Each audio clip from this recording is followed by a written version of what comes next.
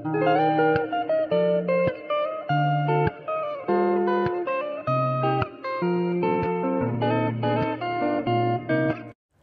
mga ka-rainbow, magandang buhay. Ayan nga, lumabas kami ng Bulilit kasi pupunta kami sa pharmacy doon sa malapit sa may town center. Bibili kami ng kanyang cereal. Kasi yung kanyang milk, kinahaluan namin yun ng cereal. Hindi siya umiinom ng plain milk lang. Kailangan may halong cereal. Tapos yung cereal na yun is powder siya. Pinong-pino siya na hindi siya yung bubuong cereal. Yun ang kasama sa kanyang milk. Ayan nga, medyo maaraw na nga kasi late na kaming lumabas. Pero yung araw, hindi siya ganun katindi.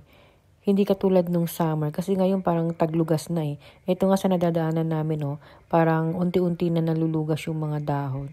Tapos yung isa, banda ron na yun parang namamatay na yung dahon. Itong isa talagang nakalbo na talaga siya.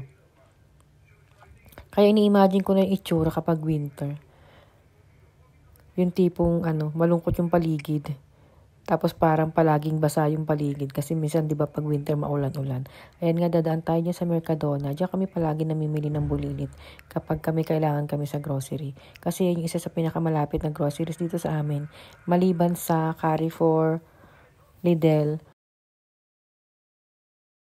Ay, dito na kami sa may town center. Inalis na nga nila yung dyan, yung parang harang sa araw. Kasi malapit na mag-winter. Dito kami nga pala nakatira sa may Alcazar de San Juan. Ayan yung kanilang munisipyo. O diba parang dun lang sa Milacasa de Papel. Ayan, malapit na tayo dito sa pharmacy. Mas gusto ko ritong bumili kasi mas mura.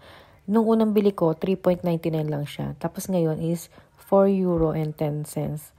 Mas mura pa rin kaysa dun sa dati namin binibilhan na pharmacy na 4.95 ang isa. So, maglakad na lang tayo. At least exercise. Nakamura ka na, naka-exercise ka pa. Ibabalik nga muna namin sa bahay yung binili naming cereal. Kasi pupunta pa kami ng Lidl ng Bulilit. Meron pa kaming bibilhin doon. Thank you for watching.